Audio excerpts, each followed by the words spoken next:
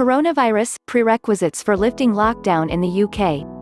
Living in West London during the lockdown imposed as a consequence of the coronavirus outbreak is a surreal experience. Normal existence, such as we knew less than 2 months ago, seems to have occurred in another lifetime. Some of us older ones lived through the nervous uncertainties of the Cold War, and we all look with some trepidation at the imminent challenges posed by climate change. But this is something altogether different.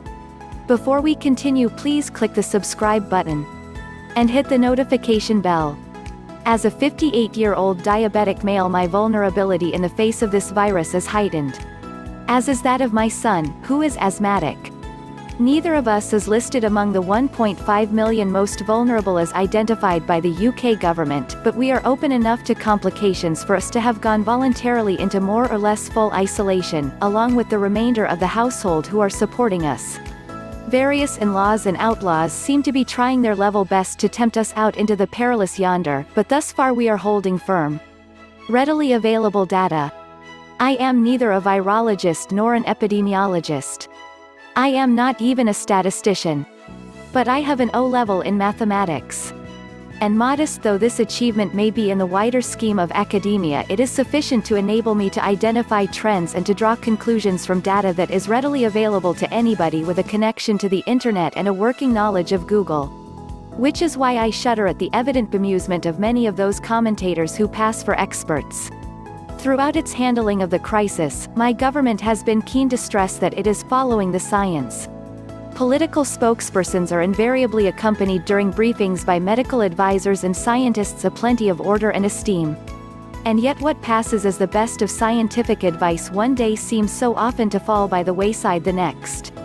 Thus our initial reluctance to suspend large sporting events was based on scientific advice, which stated there was no evidence that large crowds of people packed closely together presented an ideal environment in which a virus might spread, only for contrary advice to be issued barely a day or two later. Likewise, pubs and restaurants, following the science, has even been offered as an explanation for deficiencies in the provision of protective equipment to frontline workers and in testing capacity. One could be forgiven for wondering whether political policy was being informed by the science, or vice versa. Long plateau. That was then. Today we are in lockdown, and the discussion has moved on to how we are going to get out of it. Much flustered navel-gazing inevitably ensues as it dawns upon the great and the good, political and scientific, that a dynamic market economy cannot be held in suspended animation forever. So where does it all go from here? If one wants to know what is likely to happen in the future, the past and indeed the present often serve as useful guides. And there is enough information to be found in the statistical data that we have collated since the initial outbreak in Wuhan, through the exponential pre-lockdown increases in the number of infections and deaths and on to the more welcome signs that have more recently begun to emerge from Italy and Spain, to give us some idea of where we are headed. First of all, the long plateau followed by a gradual decline in the numbers reflects the less drastic approach taken by the European democracies than was adopted by China. When crisis comes, there can be a price to pay for enjoying the benefits of a free and open society. In southern Europe, the descent from the peak of the outbreak is noticeably slower than was the original climb. With the United Kingdom's shutdown being less severe even than Spain's or Italy's, the unfortunate fact is that we can expect our recovery from this first peak, when it comes, to be an even more labored one. The reproduction number. The basic reproduction number is the mathematical term used by epidemiologists to quantify the rate of infection of any virus or illness. Experts have calculated that, when left unchallenged, the reproduction number, or R0, of COVID-19 is around 2.5. This means that each infected person will, on average, pass the virus to 2.5 other people, leading to exponential spread. Lockdowns, public awareness campaigns and social distancing measures are intended to lower the R0 to below 1.0, thereby in time reducing and eventually halting the spread of infection. To induce a decline in infections as rapid as a 2.5 times increase, the number would need to be lowered to 0.4, or 1 divided by 2.5. A preliminary study by a team at the London School of Hygiene and Tropical Medicine has calculated that in the UK the present R0 of the virus is around 0.62, which, if accurate and provided it is maintained, would mean the virus is set to diminish, albeit at a slower pace than that of its original acceleration. There is more good news too.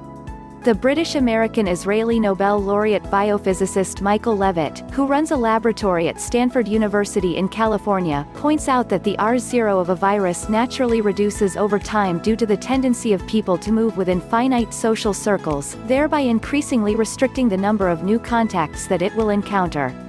Coupled with a deliberate strategy of social distancing, this will further drive down spread.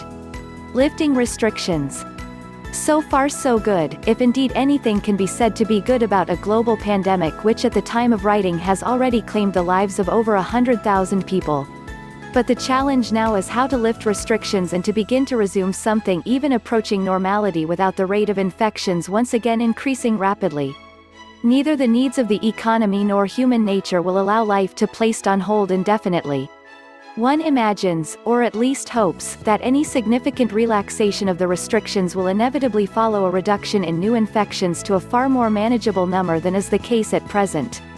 When it does happen, the objective must nevertheless be to maintain new infections at a level below R1. Without achieving this, a second wave is inevitable. The lesson taught to us by the initial spread of the virus is a sobering one. Then contagion was taking place in one city in one country a very long way from home, and yet within little more than a month it had broken out to engulf the entire planet. Now, with 240 separate nations all fighting the virus in varying stages of development, any measures taken by any one country to keep it from returning to within its borders would need to be extraordinary. Learning from experience. On the other side of the coin we have at least in this very short space of time gained valuable knowledge and experience.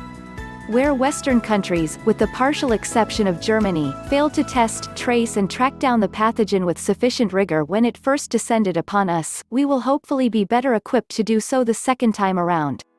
Mobile apps are already being developed which will assist us in this process, although it would be a negation of duty to allow our policy to rely solely upon their use to the exclusion of other, complementary strategies.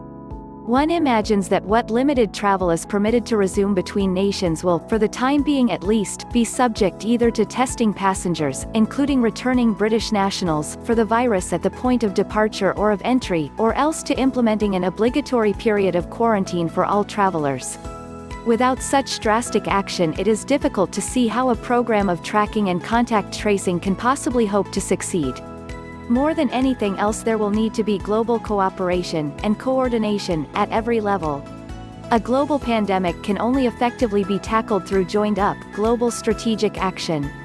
Even one rogue nation refusing to play by the rules will risk throwing every nation's efforts into jeopardy. Antivirals and vaccines. Ultimately, we can only hold off the threat as best we can pending the arrival of a vaccine.